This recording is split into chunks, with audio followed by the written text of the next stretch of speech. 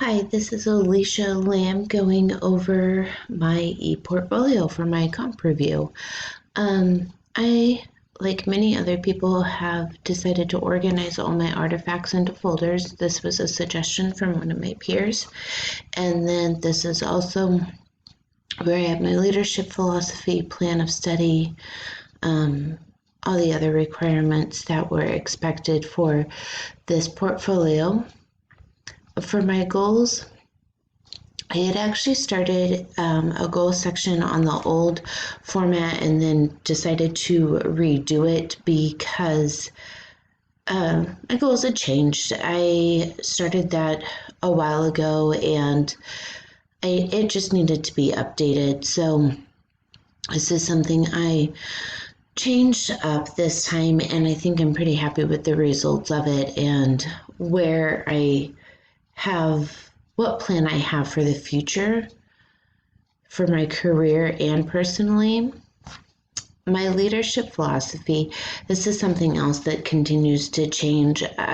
When I first did it for my assignment, I thought I had a pretty good idea of what leadership is to look like, but after taking a couple of classes, understanding what leadership is, the different types of leadership, who I am as a leader, and the leader I want to be for people that I work with, or just in general, what type of person I want to be, that has changed also.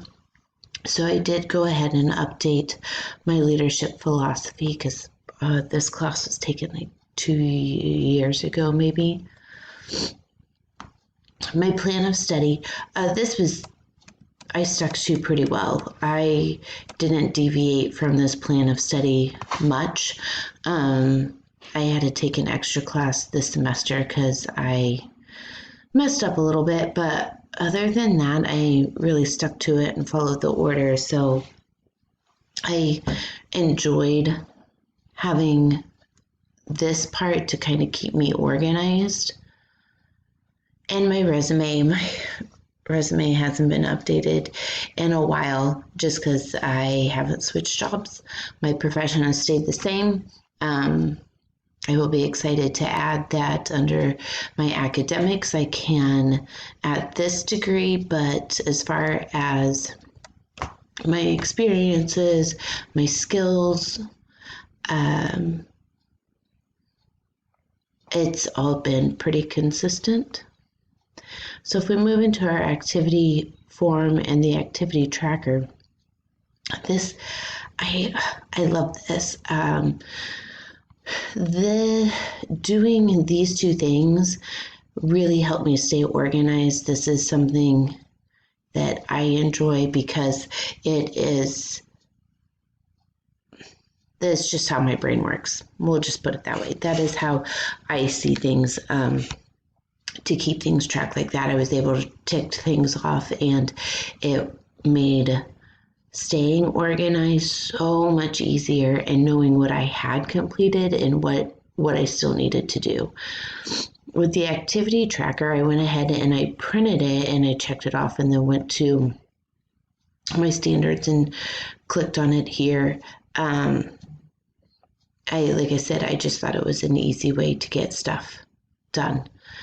My administrative verifications, I started out with my district person, Carla Chavez, and she is a person I have worked very closely with over the last several years. She is an instructional facilitator at our district level, and last year I had the opportunity to become Wilson certified, so I am a dyslexia practitioner.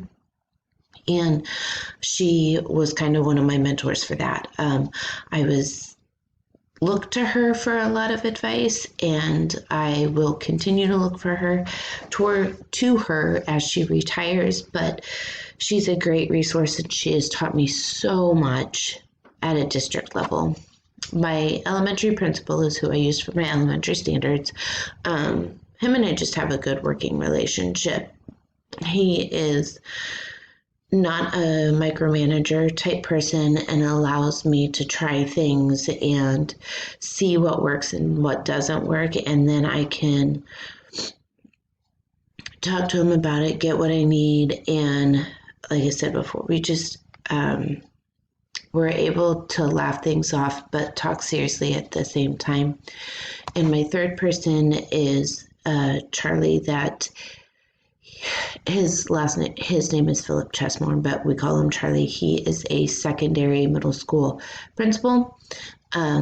I had a hard time with the secondary part because I have not been in that type of setting since my student teaching. I do work with some middle school teachers when we transition our students over, so I have experience at that level, but for some of these assignments, I hadn't had that previous experience.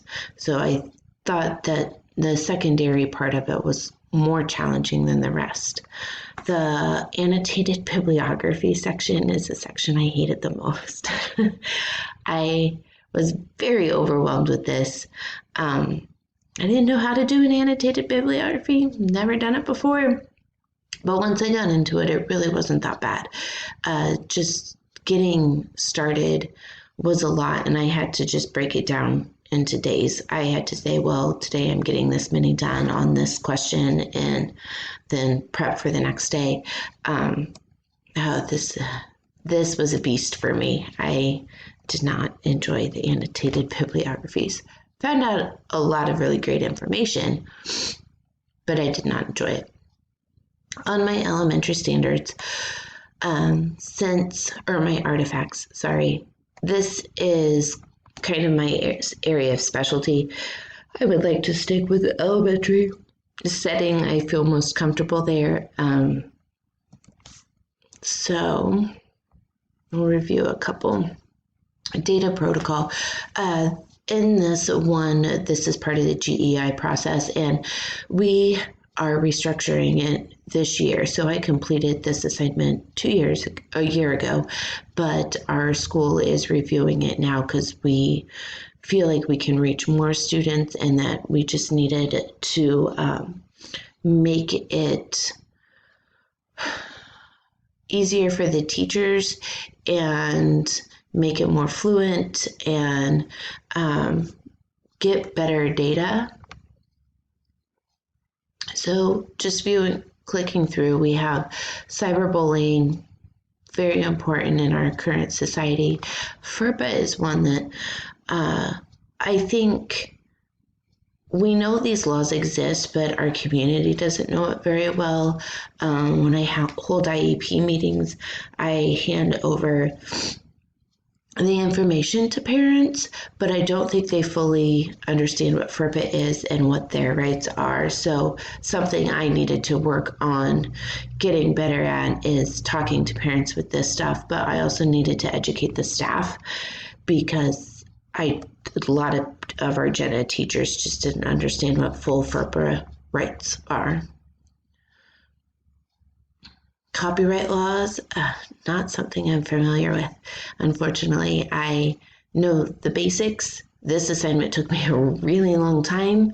It is one of my case studies. I did not realize there was so much that goes into copyright, and just knowing about that, I'm much more aware of what to do when I pull up videos and such. With my scaffold approach to math, this is something that our district has worked on, but it's also something I feel very firmly about because I have students in gen ed classrooms trying to do grade level math that have these huge gaps. And if teachers can scaffold their approach in the classroom, then they're reaching more students and more students are getting to mastery instead of just one lesson being it. I continue to work on this with one of my teams. The 5th grade team in our building is pretty good at it, and I am confident that my students are getting the best academic care that they need. Understanding my community was a fun assignment. Understanding where people are and what makes up our community. And then under operations and management, we have a continuous improvement within our school A SILT team is our student and leadership team, improvement leadership team, where we get together once a month and talk about things that need to get done. Each building in our district has one. And then parental rights. Again, I said before that our parents know they have rights, but I don't believe they fully understand what their rights are. And so as a special education teacher, this is an area I need to get better at. Okay, and ways to observe. So many different ways. And what's the best way? So that was an interesting assignment.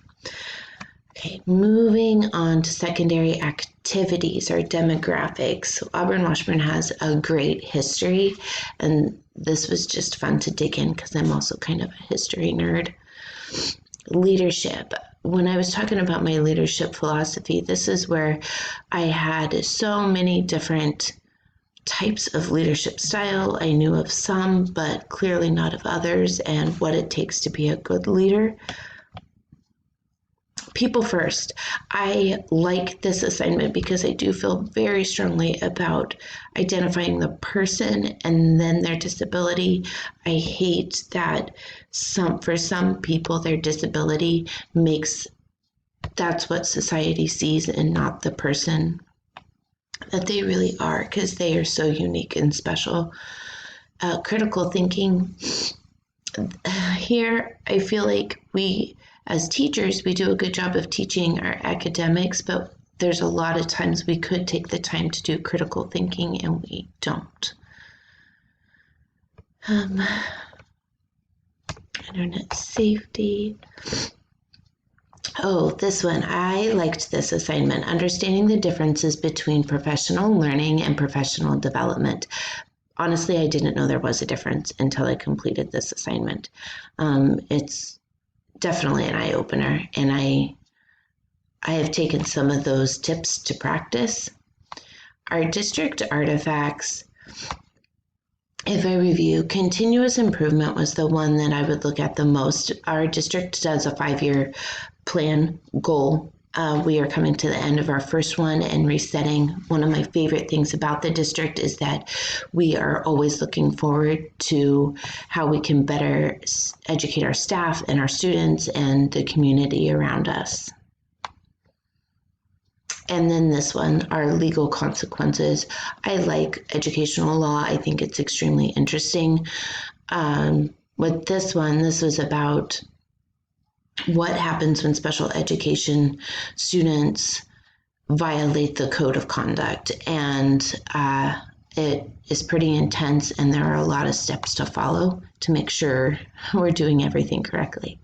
And then for evaluation, I served on the evaluation committee for a couple years, and we were rearranging it because the state guidelines had changed. So we had to update our policies, and we also changed the program that we were using to evaluate staff. So that was a fun committee to be on, and I'm glad I had the experience. So looking back over my reflection, I tend to reflect a lot. It's kind of my nature and who I am. This 2 years has gone by so incredibly fast and long at the same time. Within it, we have had 2 kids. We have moved. We've had a pandemic, and so reflecting through all of the assignments and where I started from and where I am now, and then all the personal changes in my life, it's just really been a fun journey, and I have enjoyed my experience. I have learned so much. I've been able to pass on information, and there are many things that I have taken away from this and filed for future use. So all in all, I think that I am ready, not right now, because like I said, we've had 2 small kids, to become an administrator at some point, but I think this course has really helped me understand what I want to do in the future. So thank you, and I hope you enjoyed my review.